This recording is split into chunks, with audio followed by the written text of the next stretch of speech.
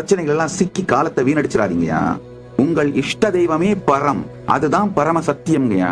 எல்லாரும் என்ன, முக்கியமா இந்த சைவர்கள் அப்படிங்கிற பேரால இருக்க ஒரு சில பேர் தொடர்ந்து என்னை விமர்சித்துக் கொண்டிருக்கிறார்கள். பல்வேறு விதமான வீடியோஸ் போட்டு, கமெண்ட்ஸ் போட்டு. அவங்க விமர்சனம் என்னன்னா, நித்யானந்தா ஸ்மார்த்தர், அவர் பேசுற சம்பிரதாயம் கருத்துக்கள் எல்லாம் ஸ்மார்த்த கருத்துக்கள், சைவர் இல்ல. அப்பா நீங்கெல்லாம் யாரும் எந்த சர்டிபிகேட் கொடுக்க சொல்லி நான் கேட்கலப்பா. நான் என்ன ஏதாவது கிளைம் பண்ணிக்கிறேன்னா, நான் என்ன அதிகபட்சமா கிளைம் பண்ணிக்கிறது கோயில் பரதேசி. அண்ணாமலையார் கோயில், அண்ணாமலையாருடைய பிரசாதத்தை தின்னுட்டு அவருடைய திருநீரை பூசிக்கிட்டு கோயிலை சுத்தி சுத்தி வந்துட்டு இருந்த உடம்பாலையும் மனசாலையும் இப்போ உயிரால அவரையே சுத்தி சுத்தி வந்துட்டு இருக்கிற ஒரு கோயில் பரதேசிப்பா. அவ்வளவுதான்ப்பா, ஒரு கோயில் பண்டாரம்பா. நல்லா புரிஞ்சுக்கோங்க. பெருமானே தரிசனம் தந்து அவரே எனக்கு அனுபூதி அருளி அவரே பரமாத்வைதம் தந்ததனால் எனக்கு சிவமே பரம்.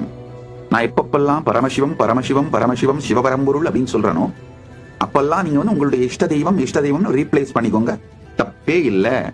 சோ இந்த இஷ்ட தெய்வம் யார் பரம் அப்படிங்கிற மொத்தத்துக்கும் இன்று இந்த விடை மூலமாக முற்றுப்புள்ளி